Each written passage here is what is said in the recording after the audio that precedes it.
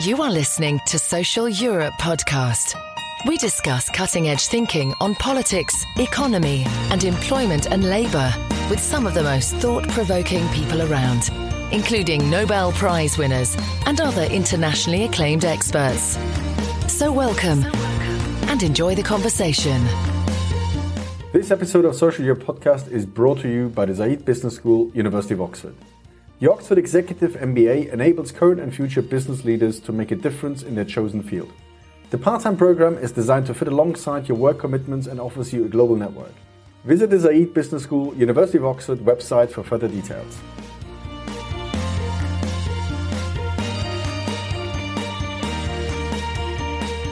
Welcome everyone to the latest Social Europe podcast.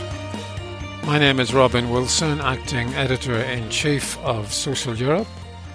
My guest today is Albena Azmanova, Associate Professor in Political and Social Thought at the University of Kent's Brussels School of International Studies, and author most recently of the book Capitalism on Edge: How Fighting Precarity Can Achieve Radical Change Without Crisis or Utopia. Many thanks, Albena, for giving generously of your time. You begin your book with what you call a simple claim. Given that capitalism is imperiling human existence and the ecosphere, it's not enough to reform it, as the centre-left has sought, to make it more humane, but nor should its overthrow be attempted in favour of an elaborated post-capitalist alternative as envisaged by some on the radical left. And you link this to your personal experience emerging as a dissident under, quote, actually existing socialism, unquote, in Bulgaria, and later fully engaging with Western progressive intellectual life. What do you think you've gleaned from that unusual trans-European life story to date, from which others could learn? Thanks, Robin, for the interesting opening into my book. So let me put it this way. So far, modern societies have experimented with three social systems, and I have personally experienced and made my job to study two of those. One is the Western capitalist democracy, which combines political and economic freedom and is marked by economic inequality and work pressures that wreck both people's lives and the environment.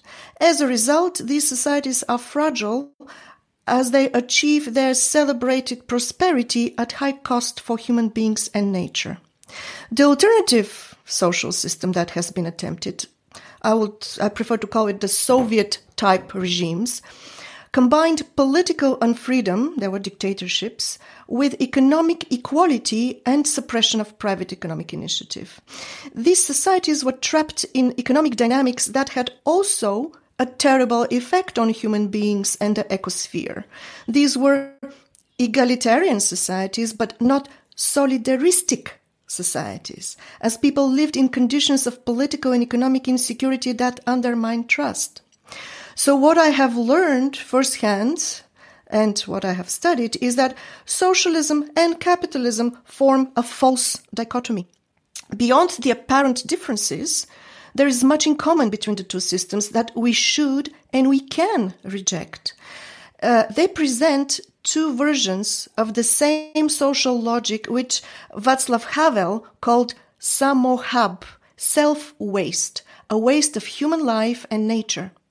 Socialism was, in fact, an authoritarian version of capitalism's penchant to deploy human energies in the production of material wealth at a great human and ecological cost. To advance, therefore, we need to break away from that false dilemma, not even search for the right mix. China has developed an alternative, so that's the third attempted social system, a combination of political oppression with economic freedom. But that society is both oppressive and fragile. This is not, therefore, the direction we should be going. So the idea is to combine political and economic freedom in a highly solidaristic and stable society, sustainable. The post-war welfare state came close to that, but the model of consumer demand on which it all rested was detrimental to nature. So we cannot return to this combination of capitalism with elements of socialism. We need to think beyond that dichotomy. I do believe we stand at a very unprecedented point in history when we can undertake a radical move away from capitalism without leaning on any socialist utopias. But for this, we need to abandon a few of the dogmas of the left and the right. On the right, we need to get rid of the idea that capitalism is the engine of prosperity. No, science, advancement in knowledge has been the engine of economic progress. On the left, we need to abandon the naive belief that fighting inequality with some redistribution and involving workers in the management of companies, as it has become fashionable to argue, will get the job done. So this is my short answer to what I have learned from my experiences and my work. Okay, Albena, let's take two of those systems. Capitalism, first of all, and secondly, the Soviet-type systems you also referred to. Together, they both equated capitalism with a market economy, and the Soviet-type systems tried to suppress markets as a result. Now, you stress instead, in line more with Marx, ironically, that capitalism is defined not by the market, but by the competitive production for profit. Why is it necessary to make this distinction? So, markets have been used by all kinds of social systems as a mechanism of exchange of goods. In capitalism, the market is the place where profit is realized. But the process of economic activity is where the action is. This is what we need to pay attention to. So capitalism is above all, before goods are exchanged on the market, capitalism is above all committed to the pursuit of profit through such supporting institutions, and I stress supporting institutions, as markets and the private control of productive capital. This process has certain distributive outcomes, the famous inequalities. It is perfectly in the nature of capitalism to produce inequalities.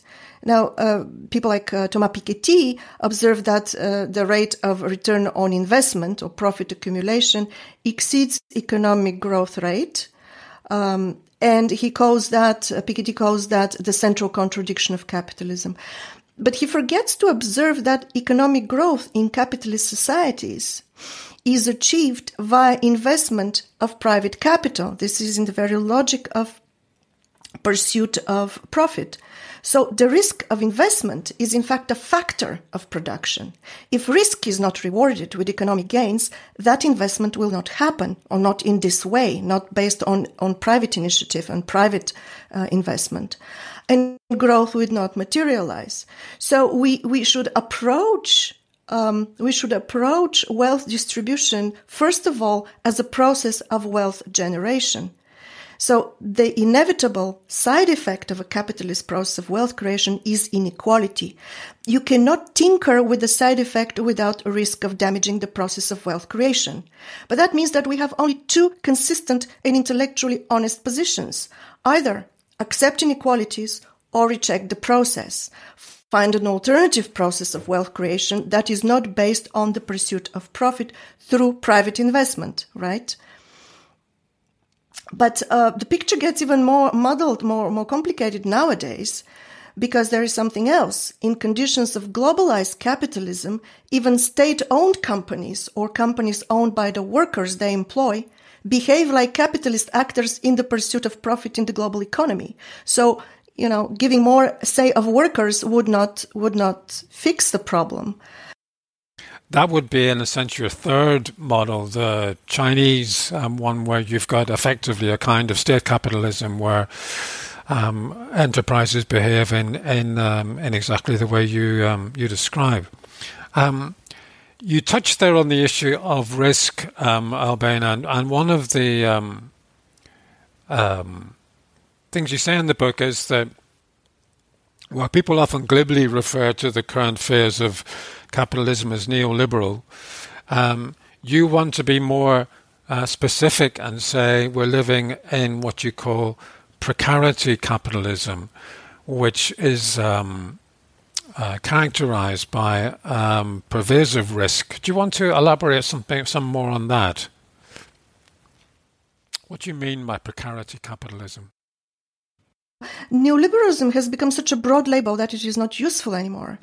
But let's agree that under neoliberal capitalism, the state delegates more of the job to social coordination to the market. A hallmark of neoliberal capitalism is competition. So the state withdraws from the economy. Its primary role is to ensure a level playing field among economic actors. And this was the case in the late 20th century. However, the game since then has changed. Remaining competitive in the global economy is very tough. So the practices have shifted. Stress is now not on competition, but on competitiveness. To ensure the national economy's competitiveness in the global market, governments began helping select economic actors, national champions, through, say, preferential tax regimes or negotiating special access to foreign markets, currently with the EU-China trade agreement.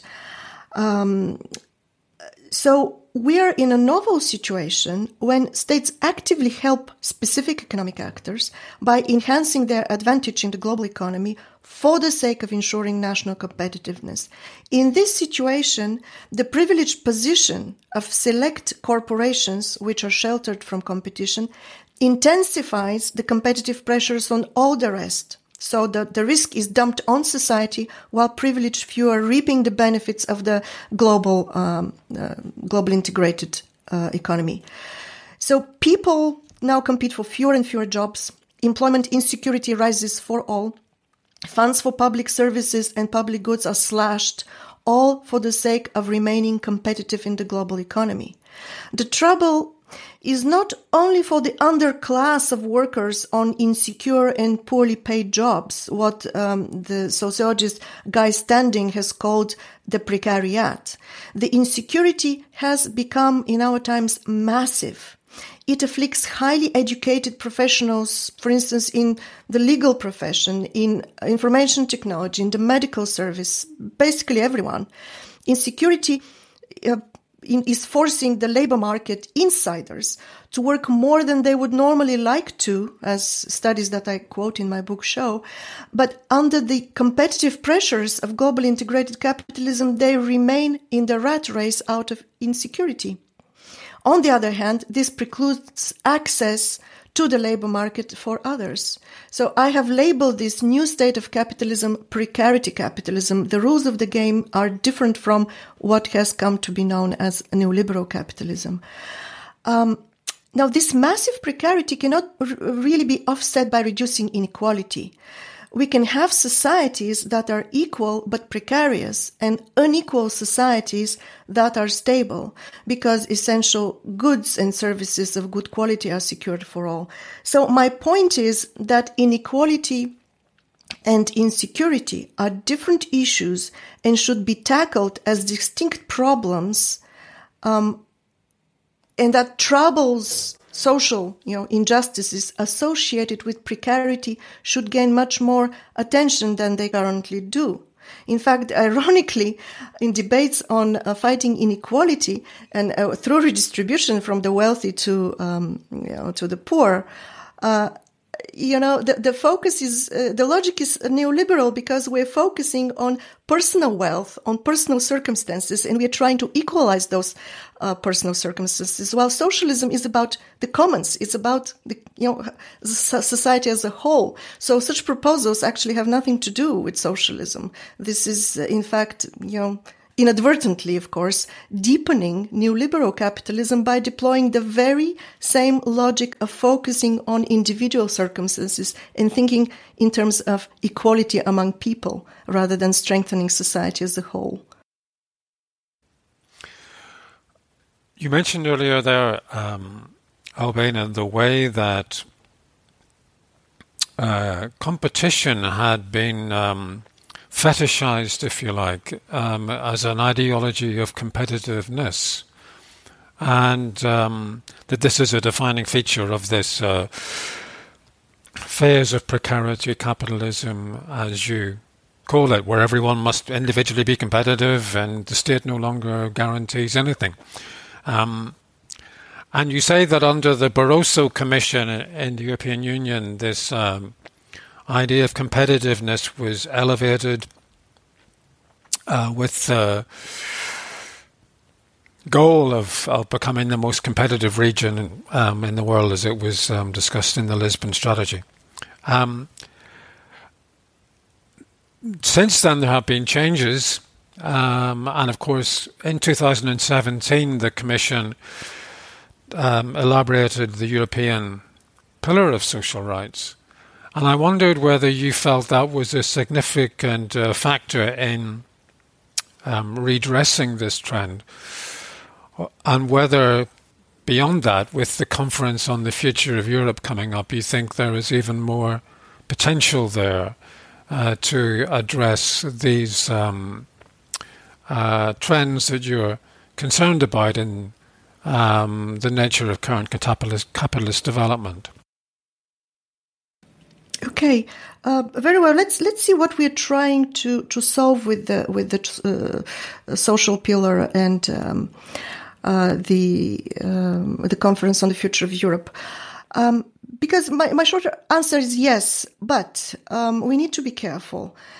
So let's ponder first a bit a curious phenomenon. Why the classe populaire, the working classes, have been radicalized to the right in a militant, xenophobic populism rather than in a leftward insurrection for a solidaristic, fair society like, the left has been hoping. Well, the culprit exactly is precarity for two reasons. On the one hand, insecurity fosters conservative instincts. We cling to what we know because we crave stability. Ergo, the popularity of the slogan in the US, "Make America Great Again." On the other hand, precarity also undermines solidarity because it makes people more competitive, more hostile to each other. This explains the rise of militant far-right populism in support of a reactionary policy agenda. Now, these trends will continue even if societies were less unequal but remain precarious, and these preferences would be voiced through democratic consultations. So we cannot count on peoples whose economic and social existence is so precarious and is linked to jobs within a precarious economy, polluting economy, and want them to reject kind of the pillars of their everyday existence. It's like trying to pull a drowning person to ask them to save themselves. So this can be counteracted only by diminishing the economic sources of precarity. A solid welfare state that invests in a robust public sector. And the European Pillar of Social Rights is part of this rebuilding of social Europe. It spells out splendid things such as the right to adequate social protection for absolutely everyone. But since the pillar is not really legally binding, it needs to be translated in policies and legislation, these wonderful social rights will be sacrificed if competitiveness in the global economy, in the current shape of the global economy, remains a top policy priority. And that would be done with the blessing of the public because of these conservative instincts that will be voiced through the democratic consultations, but are likely to be. So, that is why I think we first need to press with policies of stabilization of livelihoods, what I have called the political economy of trust, of building these solidaristic tendencies in society before we outsource such important decisions to, the demos in support of democracy. Otherwise, we will be allowing political elites to wash, or neoliberal political elites to wash their hands with, purported democratic procedures. So that would be my take on the return to social Europe. You've touched there, Albena, on the issue of agency, and it's clear in your book that you want to talk not only about the structures of contemporary capitalism the precarity capitalism that we've discussed, but you also are interested in the question of agency. And that is to say, what social actors will be able to make changes to these structures in a realistic sense. Part of the tradition, of course, in social democracy in Europe was to assume that wasn't really a problem. In a sense, Karl Kautsky effectively said, well, the structures have their own dynamic to bring about a collapse of capitalism from its own contradictions. You're not saying that that's going to happen. You're not advocating, as we discussed, its overthrow in the classic Leninist revolutionary sense. And what you say is that capitalism can and should instead be subverted by changing it from within in such a way as to undermine its driving force of accumulation, this pursuit of private profit. But you also say that there's no evidence of a Polanyian counter-movement to re-embed markets as after World War II to provide more security, as you're stressing, because public authorities have, as we've discussed, displaced onto individuals responsibility for living in this world of risk.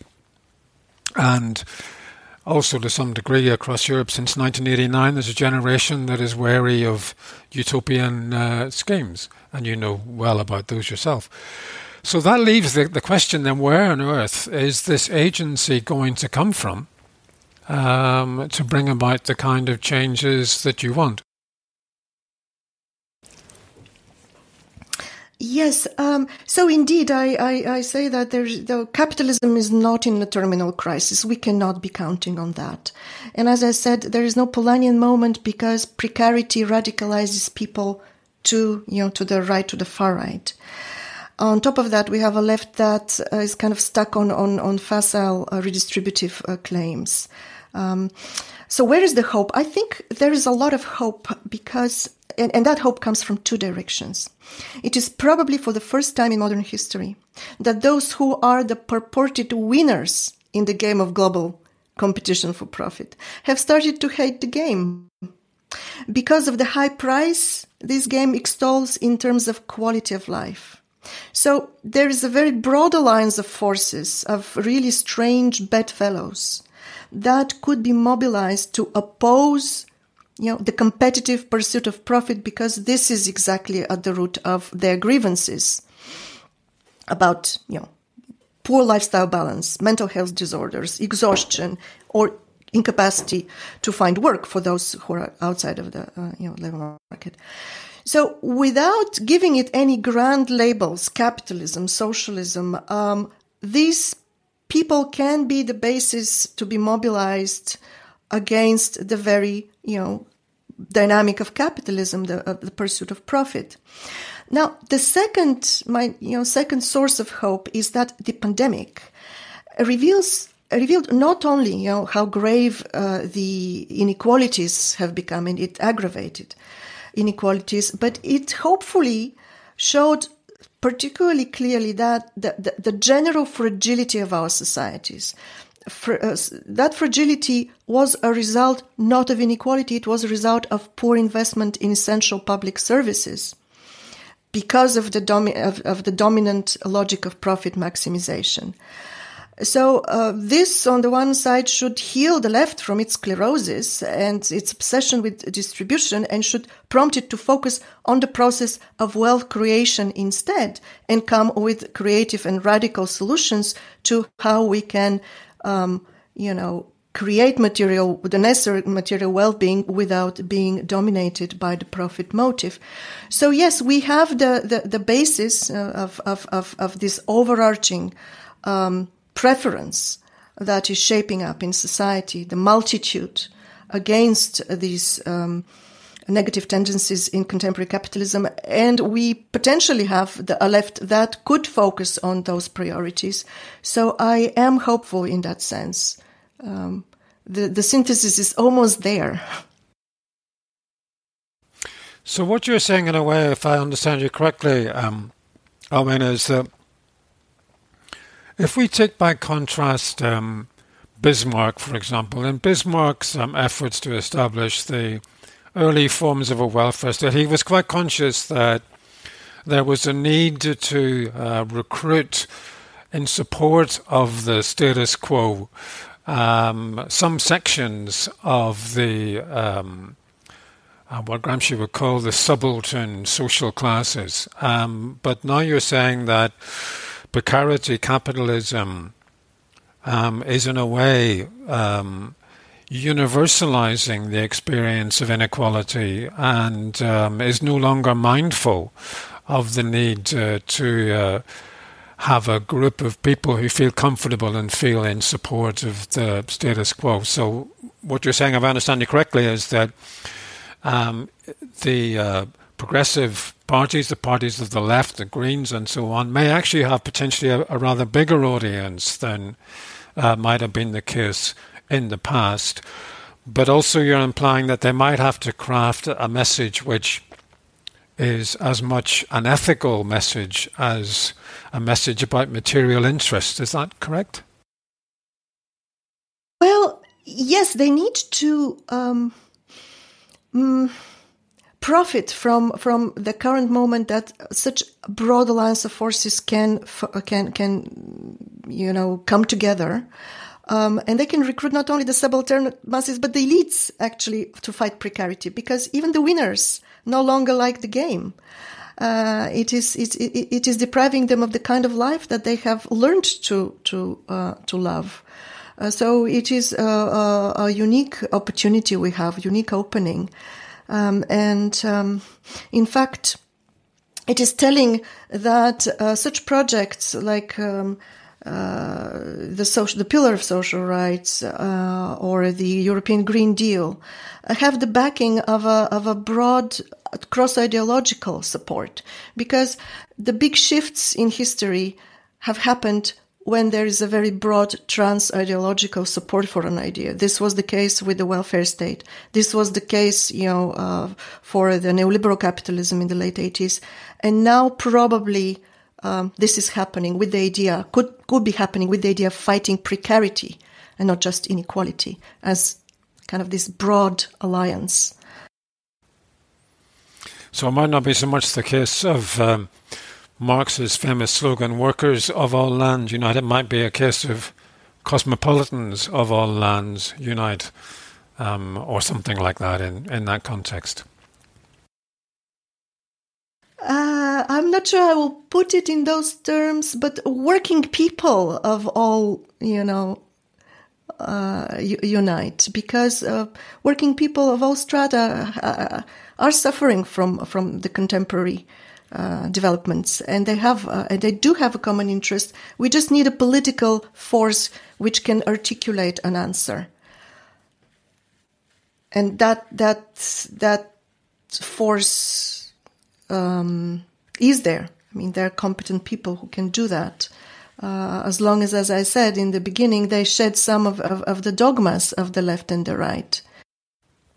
Okay, Albena, let's leave it there. And we could have another day's discussion on the political strategies of progressive parties. But you've covered a lot of ground today in describing the kind of economic and social context in which they operate. So thank you very much for that. You've been listening to Albena Azmanova, Associate Professor in Political and Social Thought at the University of Kent's Brussels School of International Studies and author of Capitalism on Edge, How Fighting Precarity Can Achieve Radical Change Without Crisis or Utopia, which is published by Columbia University Press. Thank you for listening and goodbye. Thank you very much for listening. We hope you enjoyed it. Make sure you don't miss future episodes by subscribing to Social Europe Podcast. You can also read our articles on www.socialeurope.eu and follow us on Facebook and on Twitter @Social Europe. Until next time.